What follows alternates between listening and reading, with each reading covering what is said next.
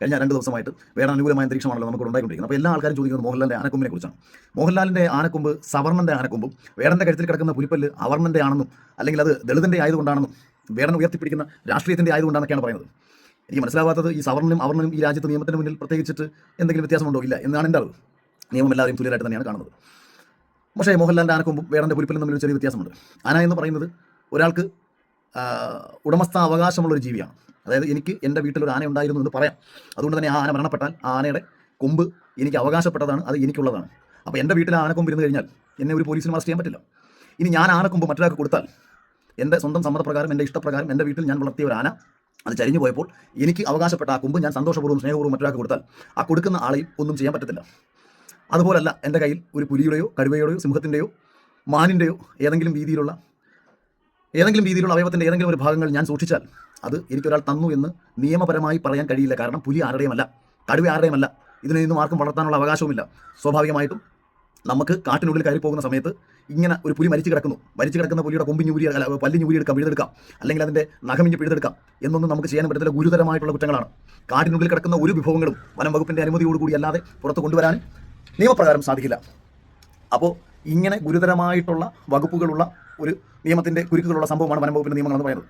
അതുകൊണ്ട് തന്നെ ലാലേട്ടൻ്റെ കയ്യിലിരുന്ന ആനക്കൊമ്പെന്ന് പറയുന്നത് കൃഷ്ണകുമാർ എന്ന് പറയുന്ന ഒരാളുടെ കൈവശമുണ്ടായിരുന്ന കൃഷ്ണൻകുട്ടി എന്ന് പറയുന്ന ആനയുടെ കൊമ്പായിരുന്നുവെന്നും അത് കൃഷ്ണകുമാർ ലാലേട്ടന് സമ്മാനിച്ചതാണെന്നും അതിൻ്റെ നിയമപ്രകാരമുള്ള രേഖകൾ ഹാജരാക്കി പിന്നീട് ലാലേട്ടനെ തന്നെ അത് സൂക്ഷിക്കാനുള്ള സർക്കാർ അനുമതി കൊടുത്തു എന്നുള്ളതാണ് യാഥാർത്ഥ്യം. അതുകൊണ്ട് ഇതിനകത്ത് ജാതിയും മതവും ഒന്നും കൊണ്ടുവരാതെ യാഥാർത്ഥ്യങ്ങളെക്കുറിച്ചും സത്യത്തെക്കുറിച്ചും പരിശോധിക്കാനും പഠിക്കാനുമാണ് ശ്രമിക്കേണ്ടത്. ഇപ്പം നമ്മുടെ എല്ലാ ജ്വല്ലറികളിലും ആനയുടെ വാൽ മോതിരമാക്കി കൊടുക്കുന്നുണ്ട്.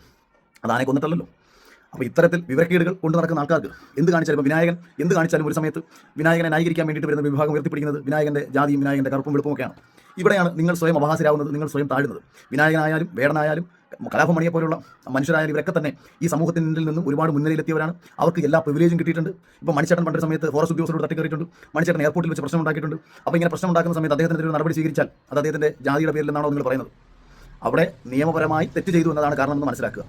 ഇവിടെ വേടൻ്റെ കേസിൽ പോലും പോലീസിനെ സംബന്ധിച്ച് ആ പുലിപ്പല്ല് അല്ലെങ്കിൽ ഫോറസ്റ്റിനെ സംബന്ധിച്ച് ആ പുലിപ്പല്ല് എവിടെ നിന്ന് കിട്ടി എന്നുള്ളതിന് കൃത്യമായി വേണം. എനിക്കൊരാൾ തന്നതാണെന്ന് പറഞ്ഞാൽ ആ തന്ന ആളിലേക്ക് അന്വേഷണം പോവുകയും ആ തന്ന ആൾക്ക് ഇത് എവിടെ നിന്നാണ് കിട്ടിയത്, അത് അയാൾ പുലിയെ കൊന്നിട്ടാണോ കാട്ടിക്കയറി എടുത്തതാണോ എങ്ങനെയാണ് എന്നുള്ളതിൻ്റെ കൃത്യമായിട്ടുള്ള രേഖകളും കാര്യങ്ങളും കിട്ടിയതിന് ശേഷം മാത്രമേ എൻ്റെ അറിവിൽ നിയമപ്രകാരം ഇത്തരം വിഷയങ്ങളിൽ നിന്ന് ഒരാൾക്ക് പുറത്തു വരാൻ കഴിയൂ.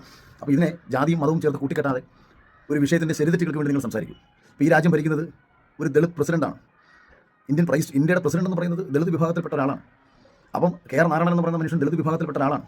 ഇന്ന് നമ്മുടെ ഈ രാജ്യത്തിൻ്റെ ഏറ്റവും ഉയർന്ന തലപ്പത്തെത്താൻ രാജ്യത്തെ വളരെ കുറച്ച് പ്രസിഡന്റുമാർ മാത്രം ഉണ്ടായിട്ടുള്ള കാലഘട്ടത്തിൽ 2 പ്രസിഡന്റുമാർ, അതിലൊരു ദളിത് വനിതാ പ്രസിഡന്റ്.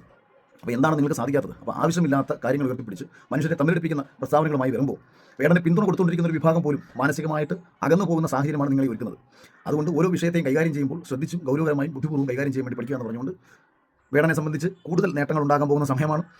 അയാൾക്ക് ഈ കിട്ടിയതൊക്കെ തന്നെ അയാൾക്ക് കൂടുതലും ഗുണമേ ഉണ്ടാകത്തുള്ളൂ. ഒരു പക്ഷേ വേടനെ പിടിച്ച് പോലീസ് അപ്പഴേ വിട്ടിരുന്നുണ്ടെന്നുണ്ടെങ്കിൽ ഇന്ന് വേടനെ അനുകൂലിക്കുന്ന എല്ലാവരും പറഞ്ഞേ സർക്കാരിൻ്റെ പരിപാടിയിൽ പങ്കെടുക്കാൻ പോയ വേടനെ സർക്കാർ വെറുതെ വിട്ടു എന്ന് പറഞ്ഞേ.